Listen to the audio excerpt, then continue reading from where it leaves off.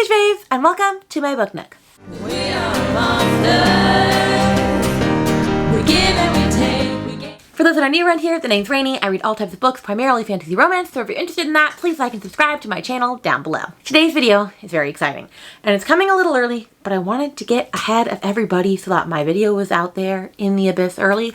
We are discussing my predictions for the Goodreads 2024 Romantasy Nominees. Now, if you don't know anything about it, Goodreads at the end of every year does what's considered the Goodreads Rewards, where they used to let you nominate books. Now they just pick the books for you, and they have opening round where they have about 20 books that you get to vote on as to which is the best of each genre or category for the year. And then 2 weeks later, they do the final round, which is top 10.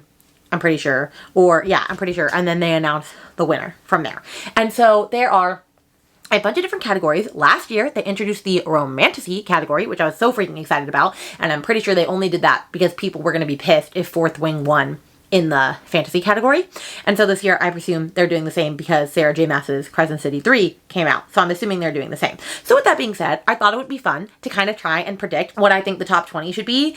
And maybe at the end, talk about what I thought my top 20 would be, because it's probably going to be vastly different because I assume they're not going to be reading or picking a lot of indie published books because that's typically not the route they go. Honestly, it's a popularity contest, so a lot of these books are just popular, traditionally published, like all the girlies are like eating them up type of books. I still thought it would be fun to do this. So that is my plan. I will say I got a bunch of inspo for this from Ashley, from Ashley's Little Library. So the spreadsheet that you've seen a little that I made is basically almost the same as hers. So I take no credit for it. No, I didn't do any math like she does. She is insanely way more talented than I. I just put some numbers on a spreadsheet. Okay, but go watch her video from last year, and I'm sure she's going to post one super soon for this year for Mystery Thriller. She is the queen in that area. As far as for eligibility for this year, the books have to have been published between November 16th of 2023 and November 12th of 2024. So we need to take that in consideration, which means I also need to look at some romantasy books that came out at the end of November/December for 2023. So we're going to take that into consideration as well. With that being said, we're going to start with the spreadsheet portion and let you see all of the books and all the stats and all the things. And then I have some Canva graphics that I made showing you my predictions and like different things like that, so you can actually see the books and associate them with their covers. So with that, let's dive in. Okay, friends. So this is my spreadsheet. And like I said, this is all thanks to Ashley's Little Library. I'm not a creative person. I basically did all this research last year, but I didn't put it in a spreadsheet. So this year I put it in a spreadsheet so that it was easily accessible. So we're just gonna go through the books really quickly and tell you kind of my thought process with them. And then I'm gonna go to another spreadsheet where I actually highlighted things, and we'll get to there. But basically what I tracked is the title, the author, the release date, the average rating, and the number of ratings it had. Was it a previous nominee? Was it a previous winner? And has it been featured in any book club / subscription boxes? And no, I didn't do the best at that. I didn't look every single thing up, but these are the ones that I knew had one already. We'll start with Apprentice to the Villain. That was number 2 last year, and so I assumed that was going to make it, and it still has already gotten a bunch of ratings since August, so I kind of figure it's going to be there. And then same thing for Born of Blood and Ash by Jennifer L. Armentrout. Obviously, JLA is a huge contender. It came out, it doesn't have as many, which is surprising, but, you know, it's on its way. And then we have Restless Stars, which is the final book in the Zodiac Academy series, and I'm not surprised even a little bit that it has a bunch of ratings. Having come out in April, though, I feel like it could have had more, but, you know, it's a chunky book. Then we had Throne of Secrets by Carrie Maniscalco, which was Throne of the Fallen, or whichever the first one was last year, was on there. However, it hasn't even come out yet at the time of this, and it comes out like 2 weeks before the deadline, so it only has at this time, actually it has like 100 and something ratings now because I made this spreadsheet like a week ago, but still I don't know about that one. And then we have A Touch of Chaos by Scarlett St. Clair, which I definitely think is going to be on there. I don't know if it'll be the top 10, but that one has a good amount of readership so far, and it was on there last year. All of these were so far. The Hemlock Queen, same situation. It came out in April and it only has that many ratings. So it makes me wonder if it's going to actually be on there or not because it hasn't been read that much. Same thing for Bespelled by Laura Thalassa. Same situation, came out like a month after and it only has that many ratings. So I just don't think those series are really hitting it up this year.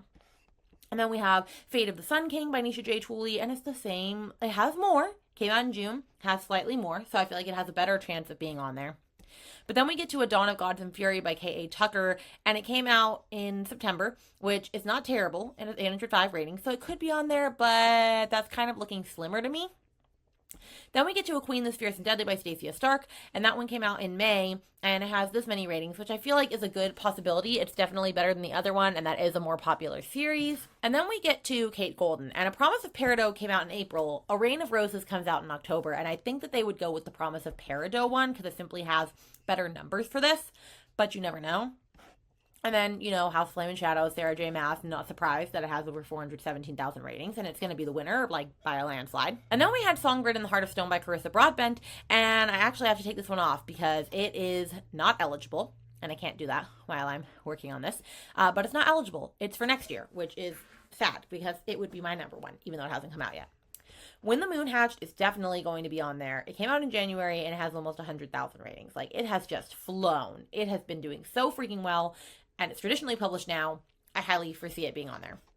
The Veiled Kingdom by Holly Renee is a toss-up because it came out in March. It has this many ratings already, and it's very, very popular. However, it's an indie published book, and indie published books don't typically go on there. But I felt weird taking it off because I feel like everyone and their mother has been talking about this book. Same thing with Quicksilver, which has gotten traditionally published now. However, and it came out in June and it has 65,000 ratings. That's really freaking good, and it's taking the world by storm, but I just don't know if Goodreads is going to acknowledge it or not. And then this year, Allie Hazelwood wrote she could be in the romance category as well, but she wrote a romantasy one, technically, Bride. And it has 382,000 ratings, which is why I think it's going to be second place winner. So I think it's going to be there. And I guess I should put that she was a past nominee. I should have done that. And then A Fadington Blood by Danielle L. Jensen, I think is going to be on there. I had a really great time with that book. It has 93,000 ratings, came out in February, and I think it's going to be pretty good. And then we have Feybound by Sarah El Arifi. I don't know if it's going to be on there or not, because it came out in January, and it only has 14,000 ratings, but I thought it had the potential, so I just wanted to put it on here in case. The next one might shock you because it's Lore of the Wilds, and that was very popular. It was a fairy loot box. It was a couple of different bookish boxes. There was big pushes for it. It came out in February. It doesn't have a lot of ratings, and it has a 3.35. So it's automatically not eligible because in order to be eligible, it has to be over the 3.5 mark. So that's not going to be on there. And then I put City of Mirth and Malice by Alexis Menard because House of Bane and Blood did so well. I don't think this is actually going to be a contender. It doesn't have that many, and I feel like, if anything, book one would be on it, but it's not eligible. And then we had The Dawn of the Cursed Queen by Amber V. Nicole. That's the third book in the The Book of Azrael, which I absolutely loved. And it has a decent amount of ratings for having come out in May, so I thought it could have potential. We have The Ever Queen by L.J. Andrews. The Mist Thief also came out this year, but I thought they would do the same thing where they would go with the second book for this because it's doing significantly better. That's actually pretty good. I don't know, though, because it's indie published. And then The Spell Shop is a dark horse in all of this because this is their debut fantasy romance, even though most people say it's a cozy fantasy, but we don't have a cozy fantasy category, so obviously it's going to go in the fantasy romance one. It came out in July and it has almost 20,000 ratings. I really think this is the dark horse that's going to come up in the ranks for this. And then we also have The Honey Witch, same situation. It's considered a fantasy romance, even though it's a cozy fantasy. It came out in May. It has significantly less ratings, so I don't think it'll actually make it into the top 20 potentially, but I put it here just in case. We have Curse of Sins by Kate Dramas. People are not reading this book. It's just not a popular series. But I still put it on here because the first book came out last year. We have Broken by Daylight by Elizabeth Helen. That is the Broken Bonds series, and the fourth book did just come out, and it does have that many readers already, so I thought it could be a potential, but probably not, since I would think book one would have been the one on it. Then we have Storm of Secrets and Sorrow by Melissa K. Rorick. That is the either pre-sequel or prequel or series or the series that comes after Lady of Darkness, and she's getting pretty popular lately, and she just got traditionally published for her other series, so I thought it could be a contender, thought it was worth putting on here. Then we have Throne of Honor and Blood by Jay Bree, and I know that sequel tanked. It did not do it nearly as good due to a lot of issues that the author had. So it's probably not going to be on there anyway, especially because it's not indie published. And last year, The Crown of Oaths and Curses wasn't on there, and it really should have been. Then we have Illusion of Stars by Sarah Marie Page. And this is an indie published book that just got really, really popular really fast. I feel like I was hearing everybody talk about this book. It was really requested on NetGalley. I read it. Wasn't that great. It was fine, but I don't actually think it'll be on there. But I put it on here, just to keep it in the consideration. Phantasma is another dark horse type situation. It's been promoted by Book of the Month, and it came out in September, and it already has almost 8,000 ratings. I think that this could just be in the top 20 for sure. I was really surprised by this one, honestly. And then The Wraith King by Juliet Cross has a beautiful cover, which you will see shortly. And it came out recently. Already has this many. I feel like it's going to just keep climbing up in the ranks. Will it actually get far? I don't know. But the cover's really pretty. We had Ash and Feather by S.M. Gaither, which is the sequel to House of, or whatever it's called, Flame and Sparrow, I think is what it's called. And it doesn't have that many ratings, so I don't think it'll actually be on there. But I wanted to put it on there. Then we had Gold by Raven Kennedy, which came out in December of last year. And Goldfinch just came out. But I think they're going to go with Gold because it has way more numbers. And I think that it could be a potential possibility on here. But we'll just have to see. Then we have Immortal Dark by Tigis Gurma, which I am reading currently and I'm having a really great time with it. It came out recently. It has that many ratings. I don't know if it'll actually be on there, but it is getting popular. A lot of people are starting to read it and get interested in it lately, so I thought it should be on there. Then there's One Cursed Rose by Rebecca Zanetti, which my friend said is really a dark mafia romance, but it categorizes itself as fantasy romance on Goodreads. So I put it on here. It's like a Beauty and the Beast retelling. Do I think it's going to actually be on there? No. But we're trying to cover all our bases here. Then after that, we have Heavenbreaker by Sarah Wolf. This needs to be in the sci-fi category. If it's in the romantasy category, I'm going to be mad. It is really more sci-fi than it is fantasy romance, and I don't think it has the numbers to compete, but you never know. We have Bound to the Shadow Prince by Ruby Dixon. That's the woman that wrote the Ice Planet Barbarians ones, and honestly, I thought this book was going to do better than it has, so I don't think it's going to be on there. And then there's Fate and Furies by Helen Schurer, which that's the third book in the Blood and Steel series. The fourth book technically came out recently, but I feel like they would go with this one better. It has a good amount of reviews, but not as many as I would think, and I just think that people highly under recommend that series, so it probably won't be on there. And then we have What Did You Do by Jeanette Nina O'Reilly, which that's the sequel to How Does It Feel, I'm pretty sure. And I was actually shocked that it had this many ratings, but it's still only a 3.72, so it might not be in it, but it's a contender. And then the last one was To Cage a God by Elizabeth May. And I only put that on there because it was an Illumicrate book for this year, but it's not even eligible because it has a 3.36 and that many ratings. So apparently it's not even good, which is sad because I do own it. But those are all the books that I had put on there. So now I'm going to show the same spreadsheet, but highlight things so you can see where my head is at. So now I just highlighted stuff. So let's go over it. Green is ones I 100% think are going to be on there. And blue is I'm not actually sure. So that's what we're going to go with. So I think for sure Apprentice to the Villain, Born of Blood and Ash, and Restless Stars, and A Touch of Chaos will be on there. Then we get to these ones. A Fate of the Sun King, A Queen That's Fierce and Deadly, and A Promise of Peridot. And honestly, I probably should have highlighted A Dawn of Goddess and Fury as well. And the problem with those four is that those books, those series were on there last year. But they have significantly less readership than other books, which makes me wonder if it's actually going to be on there because Goodreads is nothing if not a popularity contest. And so I just don't know if they're going to make it. If any of these were going to make it, I would think it would be the Stacia Stark one, but I don't know. And then, of course, House of Flame and Shadow will be on there. When the Moon Hatched. I don't know about the Veiled Kingdom, but I'm choosing to believe that it would. Same thing for Quicksilver. Yes for Bride. Yes for A Fading in Blood. I think Feybound has potential. I think the Dawn of the Cursed Queen and the Everqueen do just because of their numbers. But then again, they're indie published. The Spell Shop, I definitely think will be on there over the Honey Witch. I don't think we're going to get too cozy fantasy on the top. And then Phantasma, I think, will be on there. Gold by Raven Kennedy, I think, could be on there. Fates and Furies by Helen Schurer. And What Did You Do? Potentially. And then that's what I think. So those are my possibilities, which if we get to that, I don't know if that's actually 20 or not. Let me count. 1, 2, 3, 4, 5, 6, 7, 8, 9, 10, 11, 12, 13, 14, 15, 16, 17, 18, 19, 20, 21. Okay, so I have too many. So now we're going to go to my Canva pictures and we'll mess around a little bit with covers and all of that sort of stuff. So these are all the potential nominee books that I talked about, except for I should have gotten rid of Songbird of Heart and Stone because that's not actually a contender. The top row is books that I absolutely think are going to be in the Goodreads top 20. So I have 11 up there. Like we already discussed, Apprentice to the Villain, Born of Blood and Ash, Zodiac Academy, Scarlet St. Clair's, SJM's, When the Moon Hatched, Veiled Kingdom, Quicksilver, Bride, A Fading in Blood, and The Spell Shop. And then the second row is books that were all in it last year. Well, except for Chris Broadbent. And they were all in it last year, but they have very low ratings.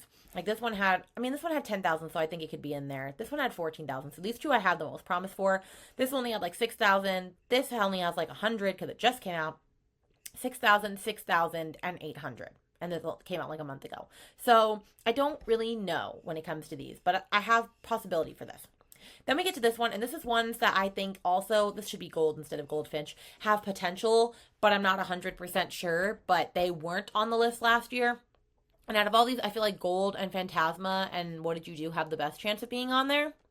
And then these two are not eligible. They didn't make the cut.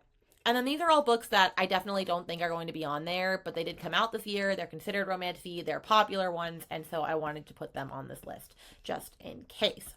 So with that being said, these are past nominees from last year. So if I go with the ones from last year, I have 13 already. So that takes up a lot of the 20. So that could be potential. But once again, I'm still not sure about some of these. But if you want to see what my top 20 predictions are, this is what I ended up going with. And I feel pretty good about this. I will say out of all of these, The Veiled Kingdom and Quicksilver could potentially not be on there. I also feel like putting A Dawn of the Cursed Queen and The Ever Queen on there is kind of tricky because those are indie published. And so if we're being honest and I was to go back to the other slides, I feel like Bespelled would be on there instead of it and A Promise of Peridot. Or I put A Promise of Peridot on there. What was I going to say? Not the Hemlock Queen. A Queen This Fierce and Deadly. Nope, that one's on there too. Whichever one I didn't put on there, okay? I think it was, A Dawn of Goddess and Fury by K.A. Tucker. I feel like that could take its place instead. And I'm not really sure about the Honey Witch, but I just decided, you know what? You never know. We're going to put it on there because we don't have a cozy fantasy category. So this is my top 20 predictions. This is not in the order per se, outside of, outside of this one being first. And I think Bride will be second. And then I think that Apprentice to the Villain will possibly be third. If I was to go by top 10 predictions, these are the ones that I think will be in the top. And I do for sure think House of Flame and Shadow will win, and then probably Bride, and then Apprentice to the Villain. And then if I had to keep guessing, I actually would maybe put When the Moon Hatched above Apprentice, and then Born of Blood and Ash, and then Zodiac, and then a touch of Chaos, maybe Quicksilver, no, maybe A Fading in Blood, and then Quicksilver, and then Spell Shop, but like, don't listen to me, okay? All we know is that for sure this is going to be the winner, and that Bride and Apprentice will probably be in the top 3 if we're thinking about it in the right way. Okay, so those are my predictions. So let me show you one more time the top 20 predictions of what I think. You can screenshot it and then see how right I was when it comes out. And then here's the top 10 predictions. And that was my predictions video for the Good Reads Romantasy Awards for nominations for 2024. I hope you had fun with that. If you got to the end of it, let's put a fire emoji for House of Flame and Shadow because that is the one that I know is going to win. And then I think it'll definitely be close second with Bride by Ali Hazelwood because she's sweeping the nations. And so with that being said, I hope you found this video fun. Let me know in the comments down below if there's any predictions that you think I should have switched, any books you think that I missed, if you think that I hit the nail on the head, let a girl know. And with that, I will see you guys in another video super soon. Bye!